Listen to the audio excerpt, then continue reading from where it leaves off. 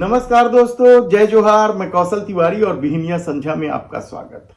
दिल्ली में बैठी मोदी सत्ता पर दवा कंपनियों से रिश्वत लेकर या दवा कंपनियों को बचाने के लिए पेट्रोल बॉन्ड से पैसा लेने और लोगों के जान के साथ खिलवाड़ करने का जिस तरीके से आरोप लगा था, क्या छत्तीसगढ़ की सरकार भी आम लोगों की जान से खिलवाड़ करने के लिए गुणवत्ता विहीन दवा देने वाली कंपनियों को बचाने की कोशिश कर रही है? दरअसल स्वास्थ्य विभाग छत्तीसगढ़ में जिस तरीके से दवा घोटालों के लिए चर्चित रही है, उसके बाद एक बड़ा सवाल तो अब यह भी उठ रहा है कि क्या गुणवत्ता विहीन दवा देने वाली कंपनियों को भी बचाने की कोशिश करती है। रिएजेंट घोटाला किसी से छिपा नहीं है। इस मामले में दवा सप्लाई करने वाले मोक्षाधिक कंपनी के कर्ता धर्ता को गिरफ्तार तो कर लिया गया है, लेकिन अभी तक अधिकारियों के खिलाफ किस तरह की कार्रवाई की गई है कहना मुश्किल है। केवल मूल विभाग में भेज दिया गया, लेकिन ताजा मामला जो सामने आया है वह बेहद ही हैरान कर देने वाला है। यानी एक दवा कंपनी 9M, इसकी दवाइयों की शिकायत छत्तीसगढ़ में से कम 9 स्थानों से आई, लेकिन इस दवा कंपनी को बचाने के लिए किस तरीके से खेल खेला गया है, नोट सीट चलाई गई, वह बेहद ही चौंकाने वाला है। दरअसल इस दवा कंपनी के खिलाफ पहली शिकायत 27 सितंबर 2023 को प्राथमिक स्वास्थ्य केंद्र रिसली भिलाई से मिली थी, जिसमें डाइसाइक्लिन 10 मिलीग्राम टेबलेट और मल्टीविटामिन कैप्सूल की गुणवत्ता खराब है यह बताई गई थी।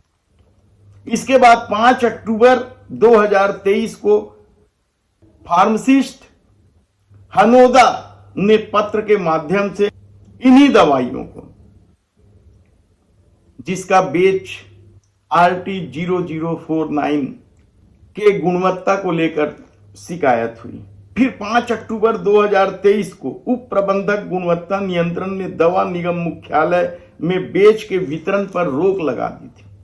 7 अक्टूबर 2023 को फिर प्रभारी चिकित्सा अधिकारी PSC कोहका भिलाई ने पत्र के जरिए फिर शिकायत की।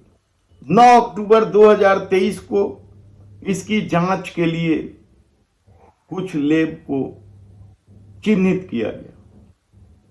फिर जसपुर से भी शिकायत प्राप्त हुई, महासमुंद से भी शिकायतें मिली।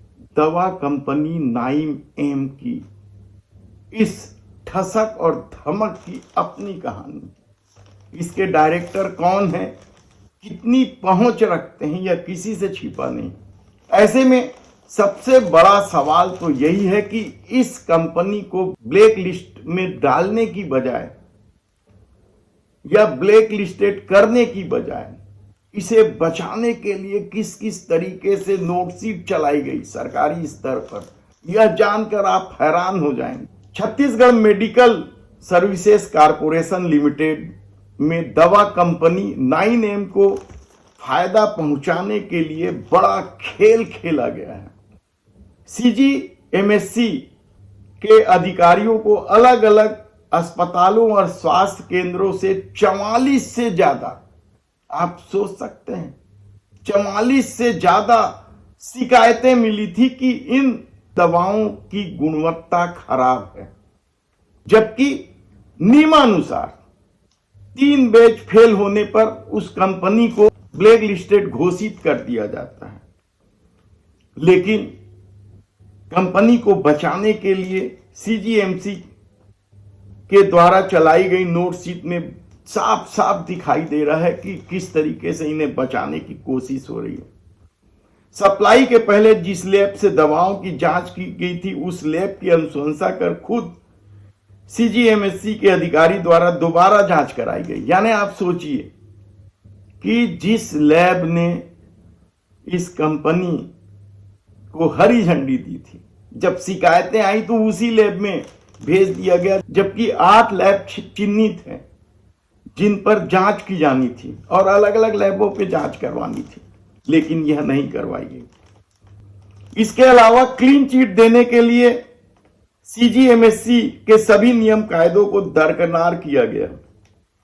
सीजीएमएससी की गुणवत्ता शाखा यानी क्वालिटी कंट्रोल ने बार बार दवा की शिकायत मिलने पर अनुशंसा की थी कि टेबलेट को 3 अलग अलग लैब में जांच के लिए भेजा जाए, जिससे सही रिपोर्ट मिल सके। लेकिन तत्कालिक प्रबंध संचालक ने एक लैब में जांच के आदेश दिए, जिसकी रिपोर्ट तो सही आई, लेकिन गुणवत्ता खराब होने की शिकायतें अस्पतालों से लगातार मिलती रही है। शिकायत में साफ साफ बताया गया था कि टेबलेट पैकेट में ही काली हो रही है, पैकेट खोलते ही भुरभुरी होकर टूट रही है। तीनों बैच के उपयोग पर रोक लगा दी गई।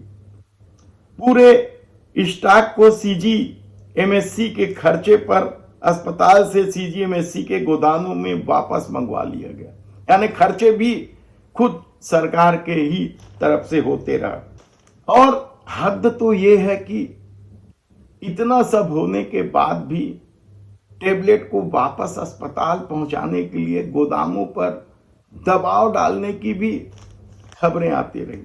यहां तक कि जब उप प्रबंधक ने कंपनी को नोटिस जारी करने के लिए नोट शीट चलाई, तो उस नोट शीट को ही नस्तीबद्ध कर दिया गया, यानी नोटिस तक नहीं दिया गया। यानी आप कल्पना कर सकते हैं कि एक दवा कंपनी को बचाने के लिए किस तरीके से खेल खेला गया। लोगों की जान के साथ खिलवाड़ करने का ऐसा विभत्स खेल आपको शायद ही कहीं मिले।